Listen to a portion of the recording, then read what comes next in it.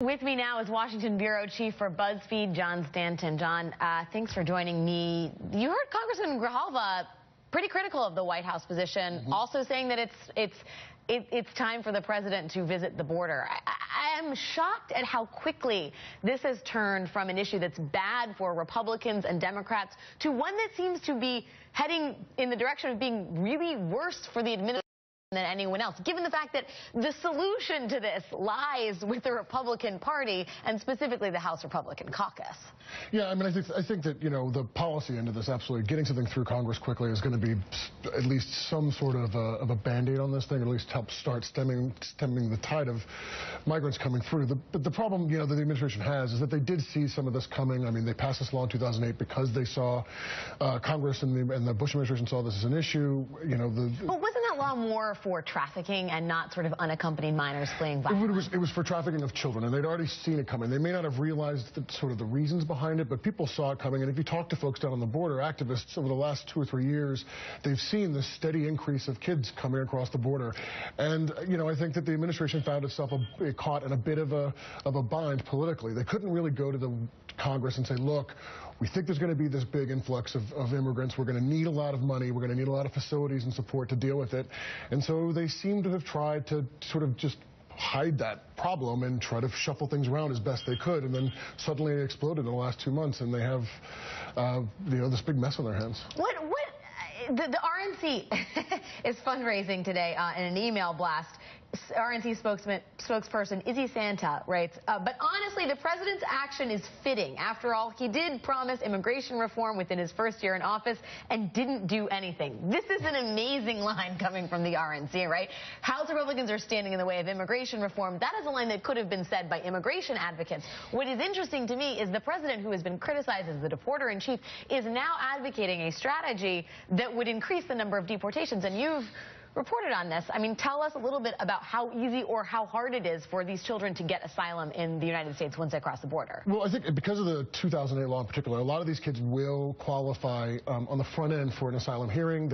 A lot of them could, in theory, get if they don't have parents they can be returned to, or if they can prove in some way that by being returned it puts them in greater risk of either being trafficked again or of dying. The problem is that when you are in a deportation holding facility or any kind of like a place on the border, you don't have a lawyer, right. You can't get the documentation.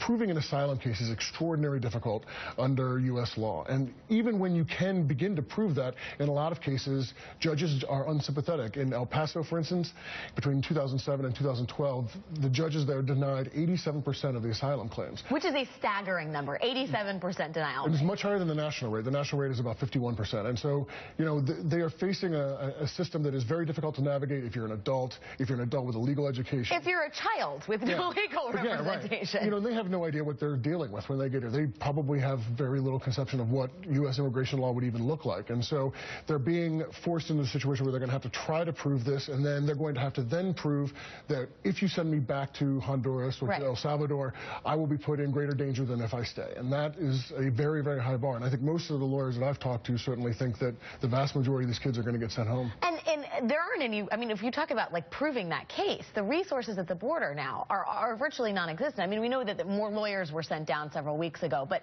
in terms of providing representation and the folks to help, you know, a migrant child and or his or her mother to help them prove this case, to get the paperwork, to get evidence, if you will. There's no one there. No, and then the lawyers that were sent down were not there sent to help them. They were sent to help process the cases on the government's behalf. Yeah. So they're there to push them through the deportation system. There are very few nonprofit organizations that work along the border. There are a lot of very sketchy lawyers that you know, milk people of money, and they sort of make all these promises that won't actually ever come true.